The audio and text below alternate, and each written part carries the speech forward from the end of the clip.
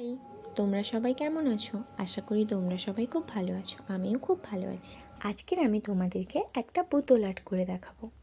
বোতল আর্ট করার জন্য আমি প্রথমেই একটা কাঁচের বোতল নিয়ে নিয়েছি। তার উপরে ফেভিকল এবং জল মিক্সড করে টিস্যু পেপারের একটি আস্তরণ করে নিয়েছি।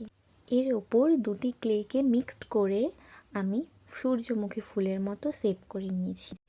যাতে পরে কাজটা ঠিকঠাক থাকে তার জন্য আমি ফুলগুলোকে ফেভিকলের সাহায্যে বোতলে আটকে দিয়েছি।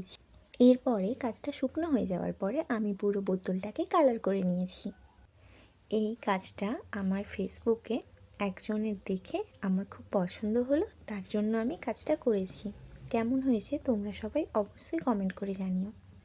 এই কাঁচের বোতলটার ওপর আমার বাড়িতে আগের থেকেই ডিজাইন করা ছিল, কিন্তু এই কাজটা দেখে আমার খুব পছন্দ হলো, তার জন্য বোতল ছিল না, তো সেই কাজটা করা ছিল সেই বোতলের ওপরই আমি আবার ডিজাইনটা করেছি। তো কেমন হয়েছে তোমরা সবাই প্লিজ কমেন্ট করে জানিও। আজকের মতো টাটা।